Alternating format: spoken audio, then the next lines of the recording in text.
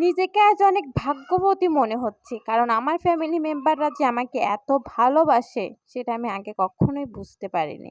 Hello everyone, আসসালামু আলাইকুম। আমি ফারদিনের মামুনি। সবার কি অবস্থা, কেমন আছেন? আই হোপ সবাই ভালো আছেন, সুস্থ আছেন। আজ সকাল থেকে হচ্ছে বাসায় কারেন্ট নাই। আর এত গরম পড়তেছে রে ভাই, চার্জার ফ্যানটাও ১ ঘন্টা পর হচ্ছে বন্ধ হয়ে গেল। এখন তো গরমে মানে নাজেহালের মতো অবস্থা। মনে চাচ্ছিল আজকে রান্নাই করব না। কারণ এই গরমের ভিতর রান্না করাটা আসলেই কষ্ট। এখন সবাই দেখি ভালোবাসা দেখিয়ে বলতেছে যে, আজকে মাত্র এক প্রকার রান্নাই করো, কষ্ট করি। এত গরমের মধ্যে এত রান্না করতে হবে না। মাত্র এক প্রকার রান্নাই করো। তো আমি তো খুশিতে মানে পাখির ঘরে দৌড় দিয়ে চলে গেলাম যে এক প্রকার রান্না তো তাড়াতাড়ি হয়ে যাবে, সমস্যা হবে না। আমার বাসায় ফ্যামিলি মেম্বার হচ্ছে আমার বাচ্চাকে নিয়ে ৫ জন। তা ১ম এ আমার শ্বশুর বলতেছে যে, শুধু ডাল রান্না করলেই হবে। আমি হচ্ছে ডালটা খুব পছন্দ করি। তুমি শুধু ডালটাই করো। আমার জন্য এক প্রকারই করো। আর কিছু করতে হবে না।"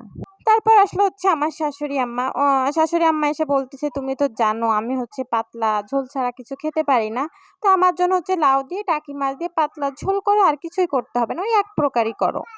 তারপর এই যে আমার ছোট্ট ছেলেটা সেও তো হচ্ছে ওইভাবে কিছু খেতে পারবে না। তো তার জন্য হচ্ছে আলাদাভাবে খিচুড়ি করতে হবে।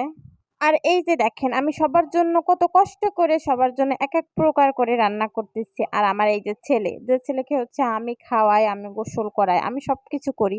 সে সারাক্ষণ সে তার বাবাকে নিয়ে পড়ে থাকে। এই যে দেখেন তার বাবা আসতেছে, সে খুশিতে কি করবে মানে সে নিজেও বুঝতে পারতেছে না। এমনকি সে ঘুম থেকে উঠেও সে মানে বাবাকে খুঁজে। তারপর হচ্ছে আমরা যদি দুজন ওকে রেখে কোথাও যাই, ঠিক আছে? তো ১ম এই তার বাবার দিকে নজর আর কি বাবা, বাবা করে কান্না করবে।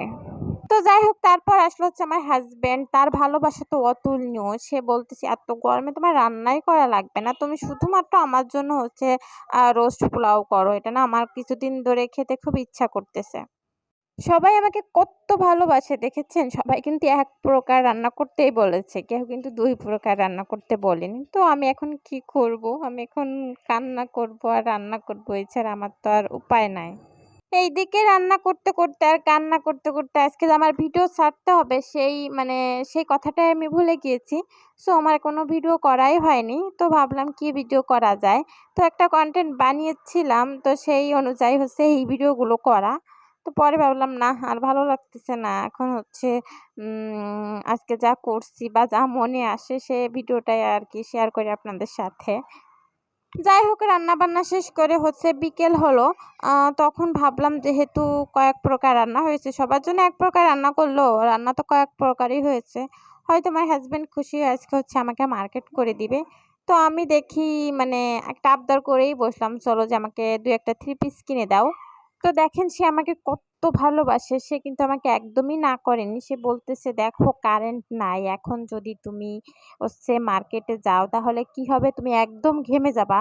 তারপর তুমি বাসায় আসবা। বাসায় এসে দেখবা কারেন্ট নাই। তখন তুমি ওই ঘামটা যখন তোমার শরীরে বসে যাবে তখন তোমার জ্বর হবে।